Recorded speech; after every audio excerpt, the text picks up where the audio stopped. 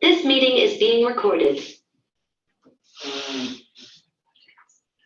Hello everyone, so welcome to today's Gold seminar, and today's speaker is Michal Opler, and he will talk about long paths, deep trees, and permutation pattern counting. So thank you all for coming. So this is a joint work with my advisor Jelinek and Jakub Pekarek, all from Charles University in Prague. So before we delve into the definitions, let me just say that the slides are probably not that long, so there's plenty of time for questions. If you have anything, just don't be afraid to interrupt me and ask. Should I stand somewhere differently? I see that my shadow is kind of in the way. Maybe you don't see. Okay, I'll try to be out of the way. Okay, so today we're going to be talking about permutations. So quick definitions. So you might have seen permutations defined as functions, which is not what we're going to do today. Then sometimes you can see it as defined as a sequence of n numbers, like of the set 1 up to n, where every number appears exactly once, which is kind of what we're dealing with. But for us, it's much more useful to picture them as geometrical things, as point sets. So when you get that from the one-line notation by defining set of points I by I. So if you have the permutation 3, 4, 1, 2, and for short patterns we omit the commas, then we can visualize it as this permutation diagram 3, 4, 1, 2.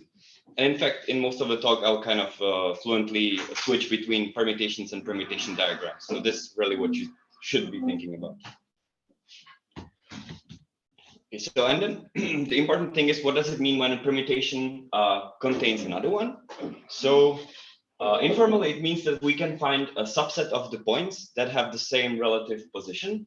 So if we're looking for pattern 213 in 421365, then we care only about the relative positions, meaning that the red dots in there, I hope you can see them, form this shape of 213. They don't have to be consecutive along the x-axis nor along the y-axis. It's just that they have this shape. And the problem that one more definition before we get to the problems that we're solving. We're often going to be meeting permutation classes, which in general is just a downset, like a hereditary class of permutations, meaning if I contain permutation pi, then I contain everything that is in pi. You know, recall just the hereditary classes of graphs. That's exactly what it is, just with this different notion of containment. And often we define the classes that avoid a single pattern, which is denoted by this AV of sigma. Again, you can recall this H3 graphs. It's a very similar thing. So as the most basic example, if I forbid the pattern 2, 1, I'm saying that there is no pair that is decreasing. In other words, I'm just saying that my permutation is increasing. And similarly, if I forbid 1, 2, then it means that I'm defining a class of all decreasing permutations, one of each length. And since these were gonna be present very much throughout, we use often these two symbols as shorthands, just sort of these boxes with diagonal line, meaning the class of increasing or class of decreasing permutations. And now to the topic of deciding some problems. So the most natural question is, well, does my permutation contain another one? So, or is permutation pi contained in permutation tau? So in this context, we're going to be consistently using the letter pi for the pattern and tau for text. So pi is the thing you're looking for, and tau is the thing you're looking in. And perhaps not surprisingly, this is long known to be NP complete. And also there is a very famous result by Kozma and Marx, who designed the FPT algorithm solving this parameterized by the length of the pattern. And if you ever heard something about twin width, then this is basically the thing that inspired the whole twin width decomposition. So they used similar decomposition to solve the permutation pattern matching. And then twin width was defined essentially by taking similar decomposition idea to the world of graphs and relational structures in general. what is more like what we are more interested in, however, is pattern counting. So counting how many occurrences are there. And in this case, this is under ETH, this is not solvable by a PT algorithm.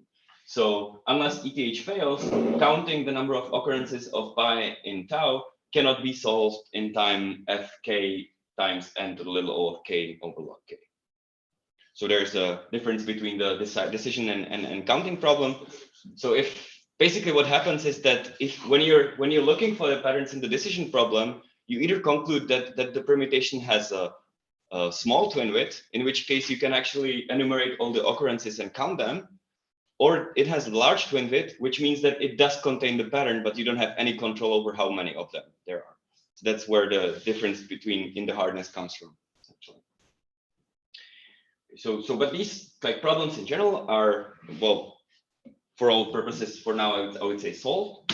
So the natural thing that people do in the graphs is they look at the restricted classes, right? So, well, we ask what happens if we actually bound the pattern to a specific hereditary class. So for any permutation class, we can define a C pattern permutation pattern matching, C pattern PPM. And the only difference is that we require that the pattern actually belongs to this class C. And again, if we're looking at the decision problem, like just this one, then it's known when it's NP complete and when it's polynomial time solvable, which was done by Jelinek and Kinchel in 2017. And essentially, it's polynomial time solvable only for very, very small and limited and structured classes for these 6, 7, 8, 7 of them. So how does it look like for the counting problem? Okay, so the same thing, we add the constraint that our pattern should come from the class C. And we are asking how many occurrences of pi are now contained in tau. And so in this case, this has not been quite resolved. So it's been shown by Berendsohn that if the permutation pattern avoids 6, 5, 4, 3, 2, 1, in other words, if the longest decreasing sequence in there is of length 5, then or more, no, or at most 5, then it actually cannot be solved in time like f function of k times n to the little o of k over log to the 4 of k. So like if I take a sufficiently long decreasing sequence and I forbid that, then it's already somehow almost as hard as the general problem. I mean, there's different exponent in the logarithm, but the idea holds. However, the reduction itself is not very enlightening, because essentially what happens there is they take the general reduction for the counting and then they somehow compress it to make it avoid long decreasing paths, long decreasing subsequences. And you know, this is where the additional log factors comes in, because when you compress it, they somehow make the instance longer. But perhaps like the most unsatisfying thing is that it doesn't say much about the structure. It's just sort of like, okay, let's take this and push it together and it somehow works. So the goal of this research of ours was to kind of identify more the like structural reasons for why this counting should be hard, rather than just take the general reduction and somehow massage it into a proof that works in some restricted classes. And so that's where the long trees and the long paths and deep trees will come from. So, but first we need to define a way how to build permutation classes from smaller ones. So if I give you a K times L matrix of permutation classes, each entry is description of permutation class, then I can define a grid class of this matrix by simply saying, well, this grid class contains all permutations such that I can cut them up by vertical and horizontal lines. And in each cell, I have a permutation that belongs to a specific class from the matrix. So as you can see here in the picture, so this is this gridding matrix, and this permutation belongs to that class, because if I add these horizontal and vertical gray lines, then I can check that each of these cells belong to the respective classes. So it's just a useful way how to define some like more complicated structures using the simple avoiding classes. I hope the definition is clear. And let me just say that the permutations from the class are just the ordinary permutations. And we're saying there is some gridding that shows that it belongs to the class. It's not that we are fixing them with one specific gridding. We're just saying there exists a way to cut them up. And turns out that there is a graph assigned to these matrices that actually has a big influence on how they behave, how the classes behave, and that's called the cell graph. And it's the edges of the cell graph are actually drawn in the picture in the matrix, and essentially obtained by connecting, like the vertices are all infinite classes in the matrix, and you just connect those that are the nearest neighbors in row or column. So if between them there is nothing, then you add an edge. Okay. So, and now I can get to the long paths. Okay, so we say that the permutation class has the long path property if for every k, it contains a monotone grid subclass. Monotone means that it's defined by a matrix whose every entry is either increasing, decreasing, or empty. So it's just restricting ourselves to defining these things using monotone classes. So if for every k I can find a monotone grid subclass whose cell graph is a path of length k. So for any k you give me, I can find a grid class that is subclass of the given class, and its cell graph is long path. So as an example, the class of 3-to-1 avoiders has the long path property. Because if I take any 3-to-1 avoider, then it's the same as saying that the permutation can be obtained as a union of two increasing sequences. This picture. And I mean, it's not hard to convince yourself that if you take this staircase-like shape and you put in each block an increasing sequence, then you get something that avoids 3-to-1. And moreover, like by definition, if I take k steps of this, I have a path of length k in the cell graph. It's like the path is just the staircase. It's really the easiest example there is of this particular property. And unfortunately, for the reductions, also need like a computable variant of this. It's nothing like really interesting about it, but we just in order for the reduction to work, we need to have an algorithm that outputs description of the path of length k if I give you the k. So it's just, you know, if and the algorithm is specific for the class. So it's that for the class there exists a computable description of this, so I can generate it in the reduction. That's all there is. Okay, so is the definition of long path property clear? More or less. Okay. So Just one question. So if I can decompose these two unions of these two sequences into more than k things, right? Yes, it's just a subclass of it. It's just saying that you know, if I take a k of these cells and put in each one of them increasing sequence, then it's a subclass of the union of two increasing sequences. And obviously, it's not like the whole class. It's just a subclass. What is actually true is that if you take an infinite version of this, kind of you take union over all k, then it's actually equal. So then it's the same thing. And it's not perhaps as obvious as you think, but it's not hard to see. It's just that it needed to be proven. It's not like you know, look at it and see it, but it's not a particularly complicated result. So now the deep trees, they're slightly more complicated, but again, it's about finding grid subclasses whose cell graphs have some specific structure. In this case, we want them to be constantly subdivided trees of every possible depth.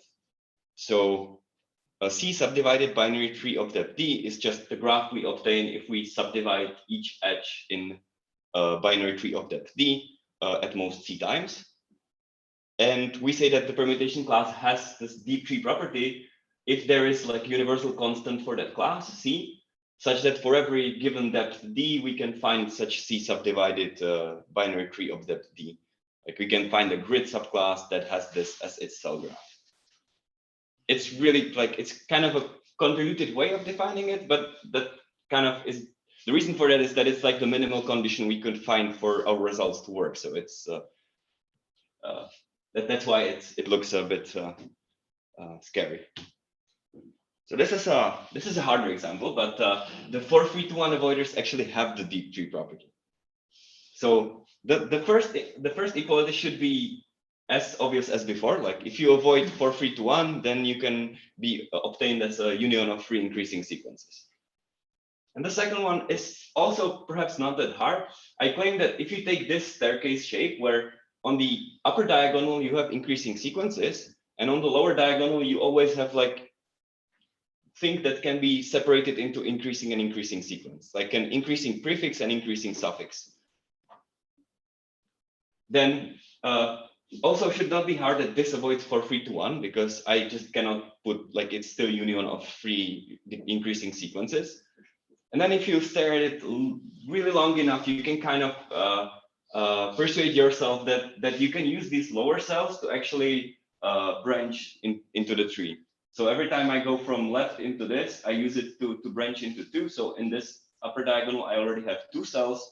Then each of them I branch using this lower thing into 4 cells. Then I would have A cells, and I can generate like arbitrarily deep thing about 3 subdivided tree. Yeah, it's a bit complicated, but it's enough if you understand the definition in itself, not that this particular class has this property. The reason for including this is because there is, even before there was like a divide between the 3-to-1 avoiders and 4 3-to-1 avoiders in how they actually behave.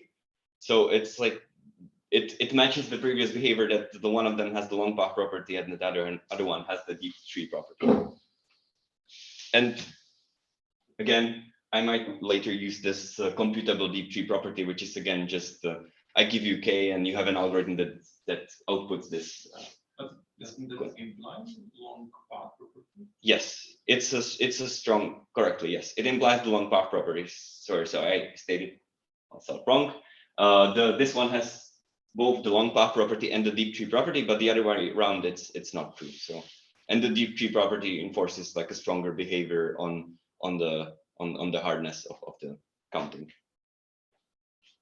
So is there an example of class which is like the deep tree or the long path property, but not the computable path?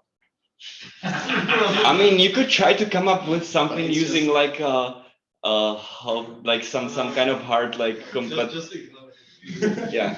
Actually, so we have thought about it a little bit so that we can at least like prove that if it has long path property and it's defined by a forbidden pattern, that it should have the computable long path property, but it's not like something that we can prove. We just kind of believe that it should be done.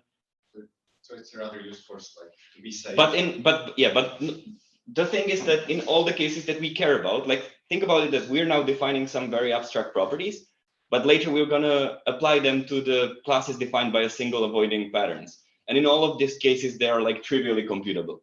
So this is just in sort of like more exotic cases where you would want to apply this, that you actually like need this. But in all the cases where we're gonna be applying them, it's implied that they're computable.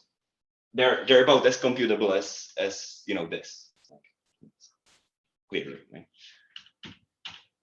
Okay. This is slightly less. So there is a easier to see, however longer to say way how to see that this has the deep tree property, but that would take a longer time actually to go through it properly. So we'll just stick the picture in here and hope that they will somehow feel at least a little bit comfortable with this.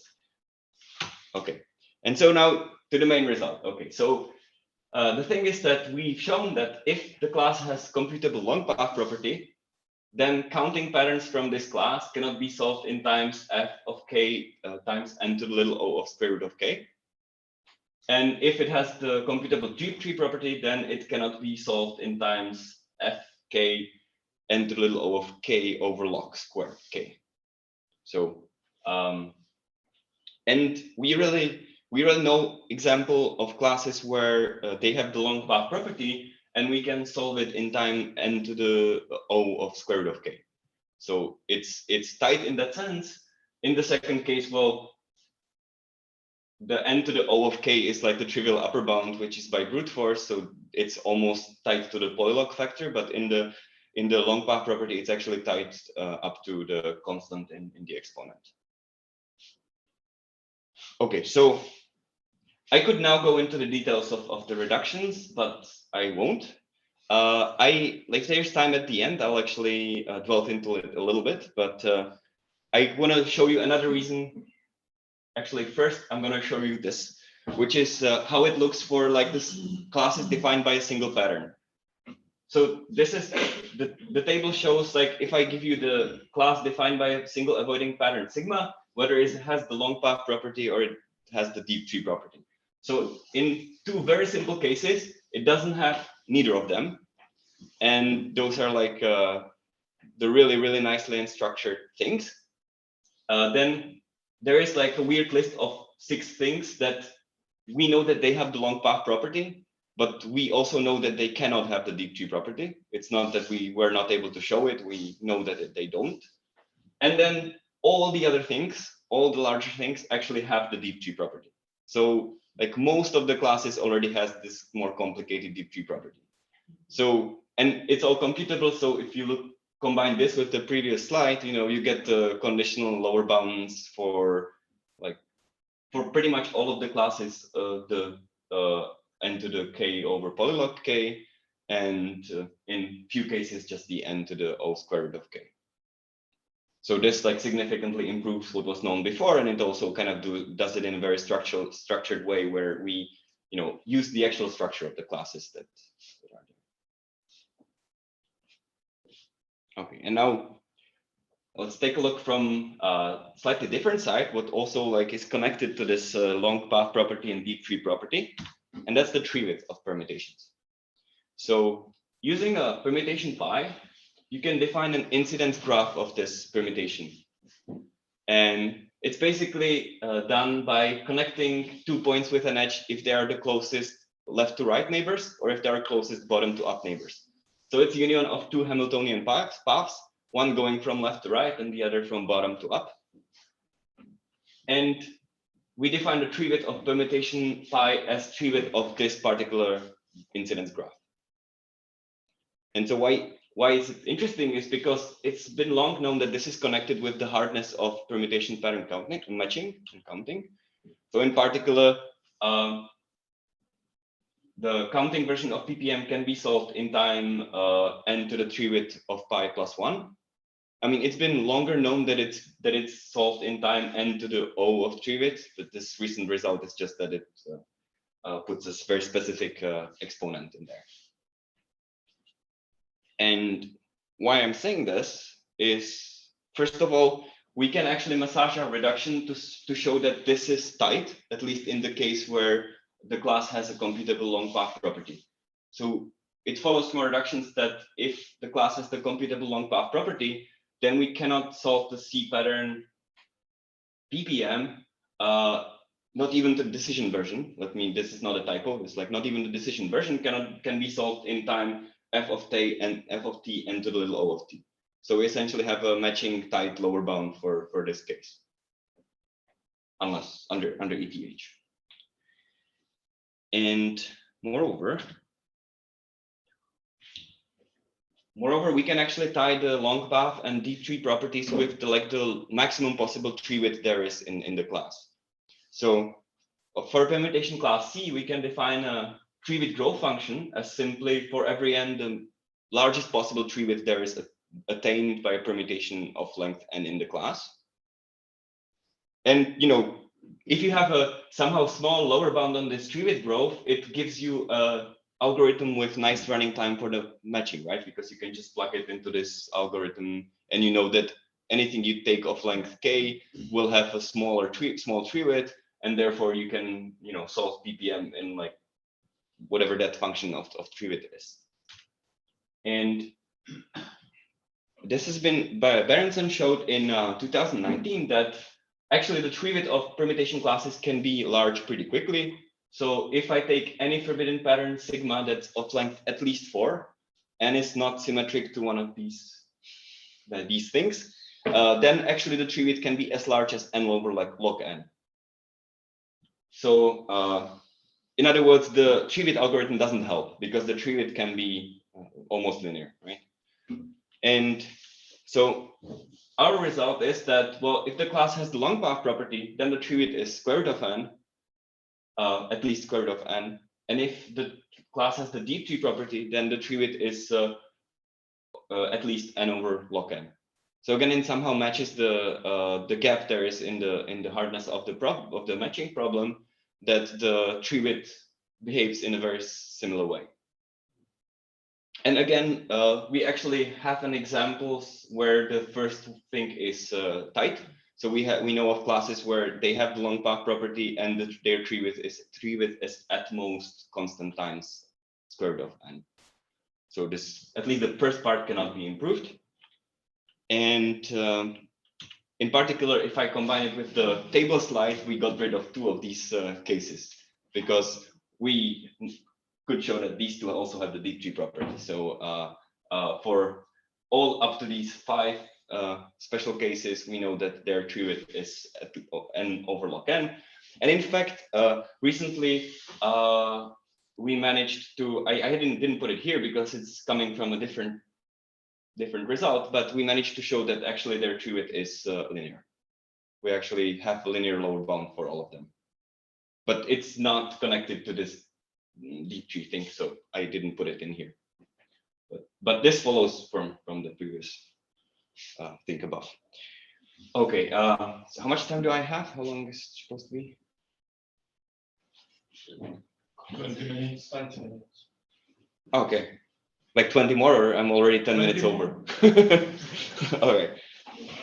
Okay, so I'll try to, since you're a lot of parameterized people here, I'll try to sketch some ideas behind the reduction. Okay, so first of all, interesting thing, we actually do not reduce to the counting case. The counting case is just sort of a really easy reduction at the very end of all the things.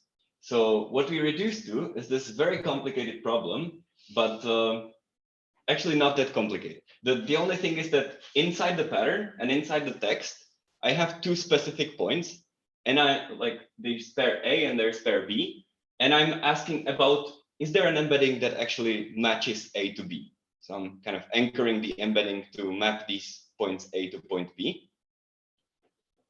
And for the to reduce this later on to the counting and other problems, I actually kind of need this thing I wrote as a promise, is that I can inflate A and B with increasing or decreasing sequences of arbitrary length and still stay in the class that I want.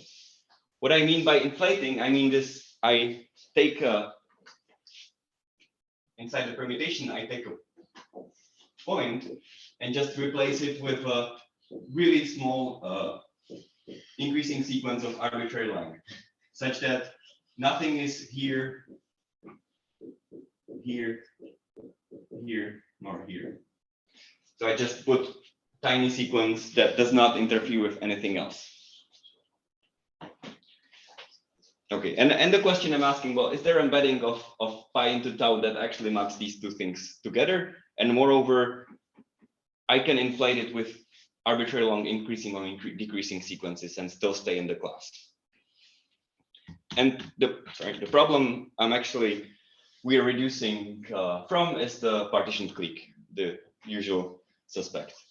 You have your graph and with a given coloring, and you're asking if there is a k-clique in the graph. Sorry, some question? I would expect subgraph isomorphism. It's actually interesting because it's subgraph isomorphism in the deep tree property case. But if we originally had the reduction from subgraph isomorphism in this case, but there was an additional log factor, it was like square root k over log k. And by switching it to a clique, we got rid of the additional log factor because, yeah. But yeah, you're right. In the second case, it's actually subgraph isomorphism. And so the basic idea is, well, we use the computable long path property that we have and obtain a description of some of these like paths of length 3k k plus 2. So we just run the algorithm to give us some description. And since we have the constraint on the pattern actually has to look like has to belong to this class. So the pattern will actually really just be these blocks along the path, and each of them will contain a monotone sequence. And in the text, well, we have arbitrary freedom we want, but for purposes of it being somehow manageable, we actually will make sure that these blocks map to each other. So they don't somehow get out of hand and one of these blocks map to two of them or along the borders. We just will enforce that each block gets mapped to the same block in the text. I actually won't really go into detail how that's done, but that is actually the only part when the anchored thing comes on. It's just to enforce that we can find a way to map these things to each other and not somehow. The rest of this, as long as you suppose that you're looking only for these embeddings that preserve these blocks, then you don't really need the anchors. And the basic sort of structure that is there is the one we call tracks. And it's if you take a pair of points in each of the tiles of these blocks, and then you arrange them such that one of them contains the other two kind of sandwiched in between them, and the same holds along the path. And this happens both in pattern and in text. Then if you know that these two red points map to these two red points, then all of them actually have to map to this same track, because there are only two things sandwiched in between here, and there are only two things in here. So you kind of spread the information along this kind of a wire thing. But in the text, we can use anything more complicated, right? We don't have to be monotone in every block.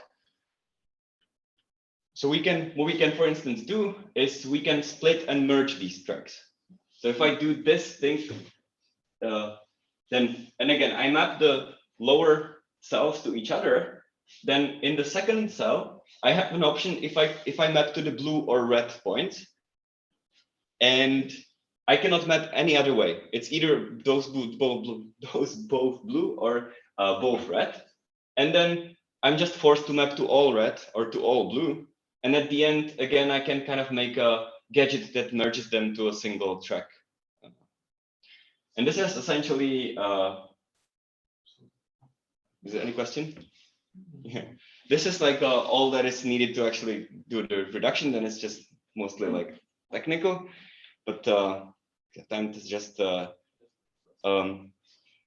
the idea of, for instance, how one can simulate assignment.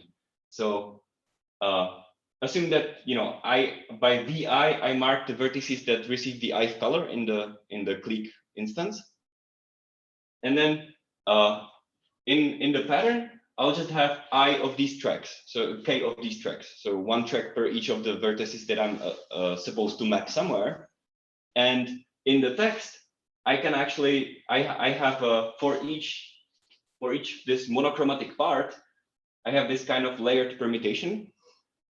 And if you think about it, the only way to map this to right is that I select in each block exactly one pair of points that start one particular track. Because this is an increasing sequence of length 6, and the only way to find an increasing increasing sequence of length 6 here is if I select two increasing points in each of these blocks. So this way I can, for instance, assign the vertices to form a mapping from the k-clique to the target graph, and then I can use the tracks to kind of enforce that, check that they're all the edges. I could go into the details of that, but let's just skip that. And let me show how we actually get from decision problem to counting problem, because I think that's a nice trick. Perhaps not very original, but a nice trick. So from this C pattern anchored problem, we reduce to C pattern prescribed, PPM. And that means I just give you a set that you're forced to hit. That you're, along with the permutation pi and the tau, I also give you a set of points S of size at most K in tau. And I'm asking for, is there an embedding that actually hits all these points of S.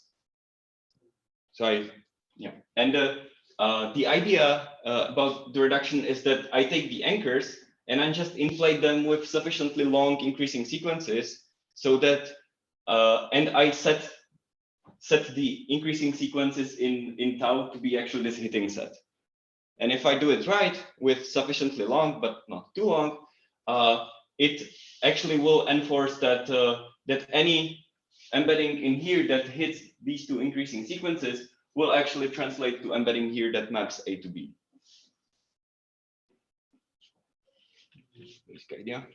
And now the final part is how to go from this prescribed to the counting version, and that's inclusion exclusion.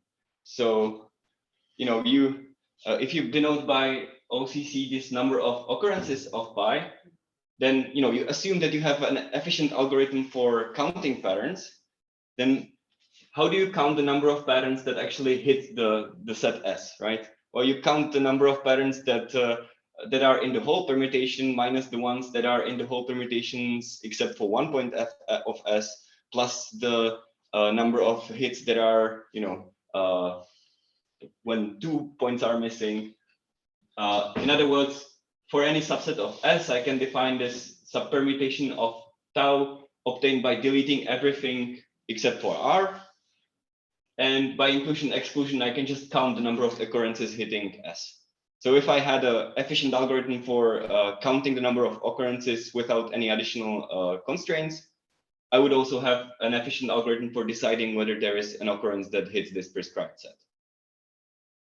Because the inclusion exclusion goes over all subsets of T, and there is only 2 to the K of T's, so it hides in the function of the FPT algorithm.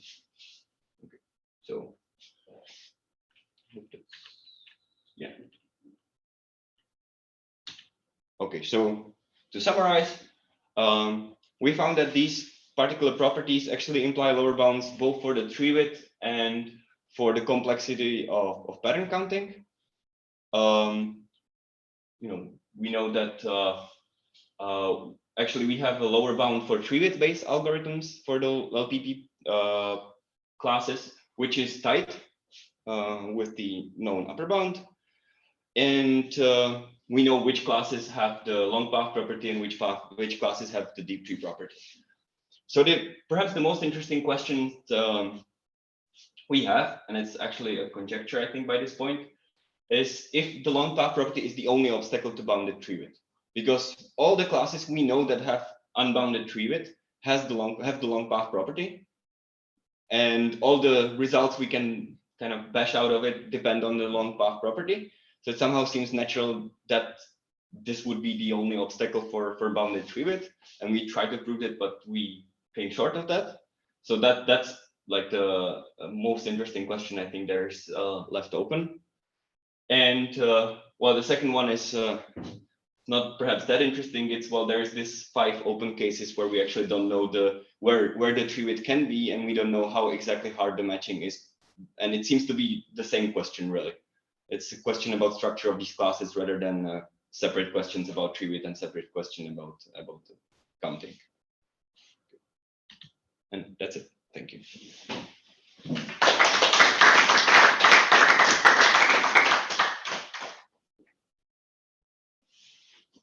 Questions?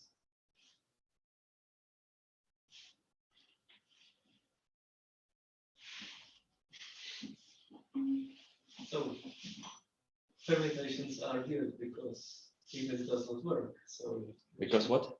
tree width does not work because in the usual normal structures, tree width is what governs the algorithmic properties. But it does here also. It does here Not also. in XP world, not in FPT world. Not in FPT, So yes. what's the correct measure for FPTs? Well, I think it's pretty much the length of the pattern. It seems that if you take anything smaller than length of the pattern, you get like W1 hardness and lower bounds under ETH. It's more interesting from when so all these results were talking about restricting the pattern. So then another thing is like restricting the thing you're looking in, right? Restricting the target permutation. And there it is more open. So there, for some parameters, we know there is an FPT algorithm, like for parameters that are smaller than the length of the permutation. And it's not ruled out that there is actually even FPT parameterized by the tree width of the target permutation. But I think it's fairly far from there.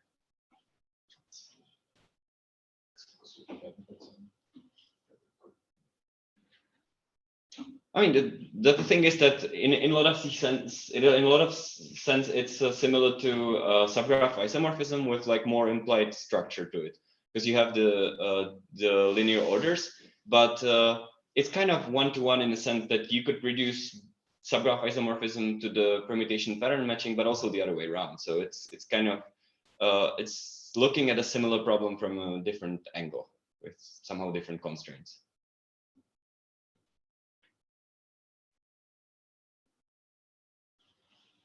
Further question?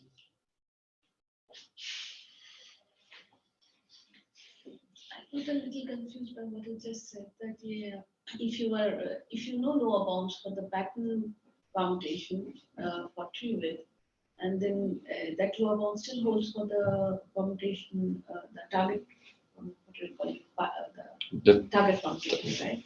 Because it sits, is the essence is you are looking to find if this pattern actually sits in there.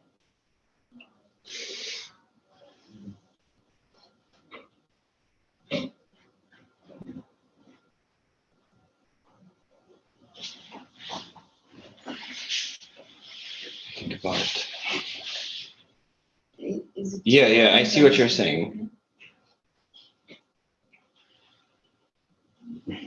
I feel like I've been thinking about this, but no. It seems right. There's a lower bound for. Well,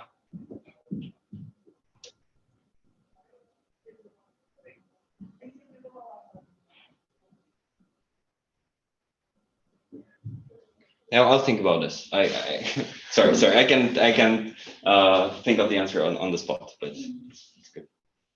Is anything coming about kernels for program? Okay. In the general case, there's no point kernel under the usual. What's the assumption? Yeah. Co-NP/poly or something like that. There's nothing like disjoint linear for permutations. Yeah, there is in some way. Well, so the disjoint union is usually take like if you have two permutations pi and sigma, then disjoint union is essentially this. So you kind of put them on top of each other when they're very independent and. Still, There's a paper about the kernel, and it's not even that recent, I think. All right, so let's thank the speaker again.